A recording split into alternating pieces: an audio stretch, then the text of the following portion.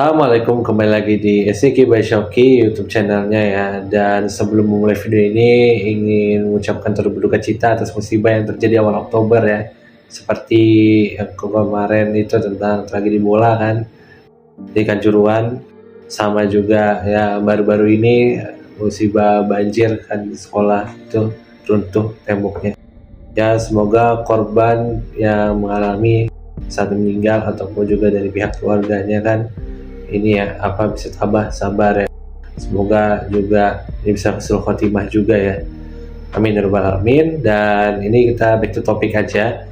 Di saat ini kan berita baru ya tanggal 5 Oktober itu mengenai TV digital yang katanya telah resmi mengudara, maksudnya resmi mengudara secara permanen ya, karena analog ini udah dimatiin, jadi harus beli STB-nya. Nah, SRQ ini si Shoki kemarin langsung ngecek apakah berita tersebut benar.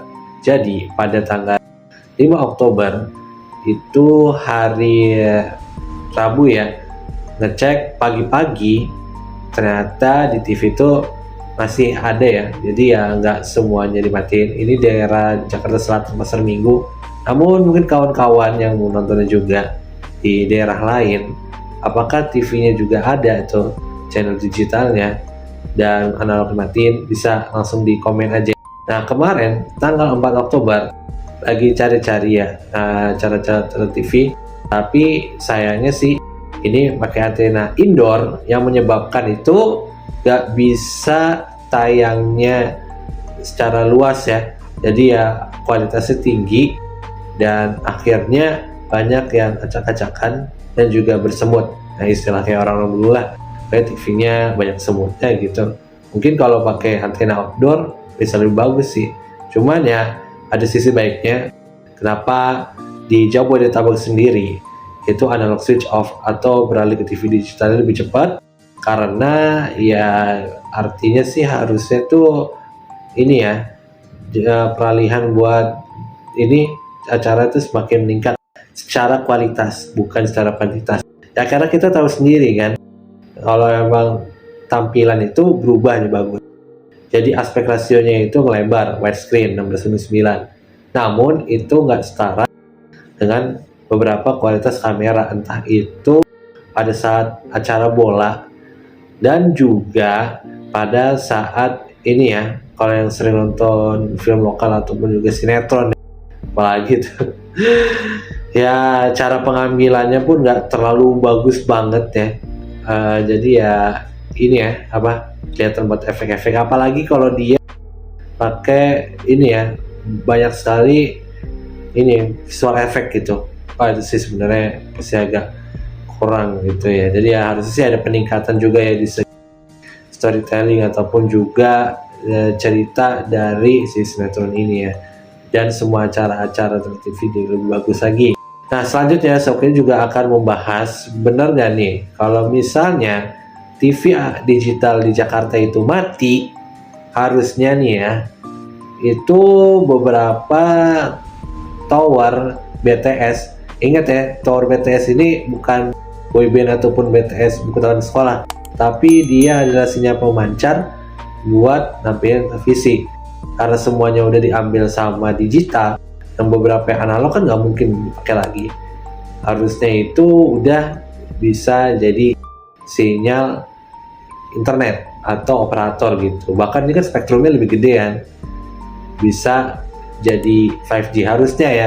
Ini bukan ngibul atau nggak ngomong, karena beberapa artikel mengatakan ya, coba lihat ini sebelah sini, bahwa ternyata asal muasal kita beralih ke TV digital itu bukan cuma ini biar lebih bagus kontennya, kayak acara-acara televisi luar negeri di YouTube ya. Dan ini keren loh teman-teman, bisa ini kalau misalnya udah bersih, canggih dan jernih sesuai TV digital, harusnya sih kita ini patut bangga juga, karena negeri tetangga itu Singapura dan Australia yang beberapa Asia Tenggara itu udah beralih ke TV digital yang lebih keren. Alhasil Jika itu tower analog dimatiin, itu nggak mungkin dibuang aja, pasti diambil alih sama operator yang bisa bikin kartu 5G. Oke, terakhir, nah setelah tadi bicarain panjang lebar tentang TV digital yang udah tadi disaksikan ya, berikutnya Xiaomi ini ingin coba untuk ini ya, punya setup box TV digital yang nggak cuman nayangin YouTube aja.